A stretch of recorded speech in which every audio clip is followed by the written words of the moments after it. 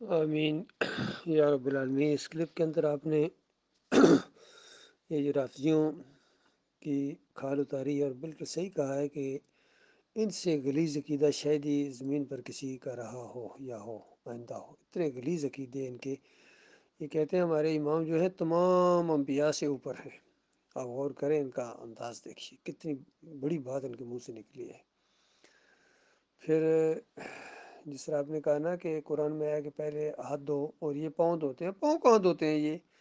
یہ پاؤں نہیں دھوتے ہیں، یہ پاؤں کے اوپر مسح کرتے ہیں۔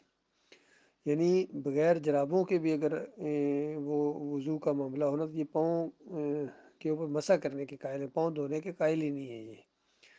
جس طرح سر کے اوپر مسح کیا جاتا ہے نا، سر کے اوپر مسح کیا جاتا ہے، دھویا تو نہیں جاتا ہے، اس کو مسح کہتے ہیں۔ یعنی جو دھویا نہ جائے بلکہ اس کے اوپر ایسے ہاتھ پھیر دیے جائیں، اس کو مس کرنے کے لیے ہاتھ اس کے ساتھ لمس کیے جاتے ہیں، مس کیے جاتے ہیں۔ تو جس طرح سر کا مسح کیا جاتا ہے اسی طرح یہ پاؤں کا مسح کرتے ہیں، پاؤں کو دھوتے نہیں ہیں۔ اور قرآن کی اس آیت کا غلط معنی نکالنے کی کوشش کرتے ہیں۔ ذرا سے بھی عربی جاننے والا اس آیت کو پڑھے تو پتہ چل جاتا ہے یہاں پاؤں کو دھونے کا حکم ہے۔ ہاں، پھر حدیث میں اس کی تشریح آ گئی، سنت آ گئی، یہ کہ اگر آپ نے وضو کر کے اوپر موزے پہن لیے ہیں تو سفر کی حالت میں 3 دن تک آپ اس کے اوپر مسح کر سکتے ہیں، یعنی موزے مت اتاریں۔ بے شک آپ کا وضو ٹوٹ جائے، رفع حاجت کے لیے بھی آپ جائیں، بعد میں آپ دوبارہ وضو کریں تو پاؤں کے اوپر موزے پہلے سے پہنے ہوئے وضو کی حالت میں تو 24 گھنٹے عام دنوں کے اندر اور سفر کے اندر 3 دن یہ آپ مسح کر سکتے ہیں۔ تو یہ بہت بڑی سہولت ہے، جس کسی کو سفر کا سامنا کرنا پڑا ہو خاص کر سردیوں کے اندر تو وہ اس نعمت کو محسوس کرے گا کہ مالک ہمارا کتنا مہربان ہے، اس نے کتنی آسانی رکھی ہے دین کے اندر۔ باقی انہوں نے واقعی رافضیوں نے سب کچھ تبدیل کر دیا۔ زکوٰۃ کے بھی یہ انکاری ہیں، بالکل یہ زکوٰۃ نہیں دیتے ہیں۔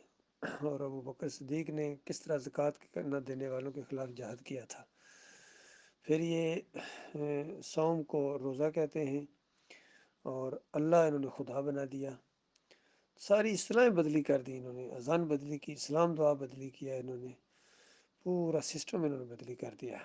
صحابہ کی ترتیب جو مناقب تھے صحابہ کے، سارے صحابہ کا یہ عقیدہ تھا اور موقف تھا کہ ابو بکر اس امت کے سب سے ولی نمبر 1 ہے۔ اور نبی علیہ السلام کے بعد جب ان کی خلافت قائم ہوئی تو سب لوگوں نے بہت ہی خوشی کے ساتھ اس کو قبول کیا۔ عمر بن خطاب ان کے بعد آتا ہے نمبر ان کا، پھر تیسرے نمبر کے اوپر عثمان رضی اللہ تعالیٰ، یہ بخاری کی روایتیں ہیں۔ اسی لیے بخاری سے ان کو بخار چڑھتا ہے کیونکہ اس نے صحیح دین بیان کیا ہے اور ان کی بنیادیں اکھیڑ دی اس اللہ کے بندے نے۔ اس قدر وہ رافضیوں کا دشمن تھا، عبداللہ بن سبا کے فلسفے کا اس نے بالکل تیا پانچا کر دیا امام بخاری رحمۃ اللہ علیہ نے۔ اسی کو ڈاکٹر عثمانی رحمۃ اللہ علیہ نے موازنہ کے طور پر آمنے سامنے کر دیا احمد بن حنبل کو اور امام بخاری رحمۃ اللہ علیہ کو۔ باقی آپ نے یہ کہا ہے کہ قیامت آ سکتی ہے لیکن مہدی، یہ آپ کے منہ سے ذرا مہندی مہندی نکل ہے، مہندی نہیں بلکہ مہدی لفظ ہے، مہدی نہیں آئے گا۔ آپ نے کہا قیامت آ جائے گی لیکن مہدی نہیں آئے گا۔ لیکن احمد بن حنبل پتہ ہے کیا کہتے ہیں؟ وہ کہتے ہیں اگر ایک دن بھی رہ گیا نا قیامت کو تب بھی مہدی آئے گا۔ تو یہ ساری روایتیں جھوٹی روایتیں جو واقعی شیعہ لایا اپنی اس جھوٹی روایتوں کی کتاب میں، ان سب کو احمد بن حنبل صاحب اپنی مسند احمد بن حنبل کے اندر لے آئے ہیں۔ تو عقیدے کی خرابی بینی کے ذریعے پھیلی یہ قبر پرستی، عود روح فی القبر کا عقیدہ یہ احمد بن حنبل کے ذریعے پھیلا ہے۔ اسی کو پھر اپنایا ابن تیمیہ نے، ابن قیم نے، ابن حجر عسقلانی نے، امام نووی نے، اور سارے لوگوں نے۔ آج کے سارے مسالک کی رگوں کا خون ہے یہ عقیدہ، وہ بریلوی ہوں، دیوبندی ہوں، اہل حدیث ہوں، سلفی ہوں، حنبلی ہوں، یہاں کے آج کے، یا جماعت اسلامی ہو، تنظیم اسلامی ہو، جو بھی ہو، سارے صوفیوں نے اس مشرکانہ عقیدے کو اپنایا ہے۔ یہ بہت بڑا ظلم ہوا ہے، اس لیے آج امت مسلمہ کو اس کی سزا مل رہی ہے۔ بہرحال جو ہونا تھا ہو چکا، اب توحید کی دعوت اٹھنی چاہیے، کلمے کی دعوت ان کو اب دیجیے، اب نماز اور روزے کے لیے ان کو نہیں کہنا ہے۔ ہاں، جس کا ایمان عقیدہ درست ہو جائے وہ یہ چیزیں اس کے لیے ہے، صلاۃ ہے، صوم ہے، عمرہ ہے، حج ہے، اللہ کے راستے میں جہاد ہے، سارے اعمال اس کے لیے ہیں۔ باقی جس کے عقیدے کے اندر خرابی ہے اس کے لیے صرف ایک ہی چیز ہے، وہ جہنم کی آگ کے اندر ہمیشہ کے لیے رہے گا.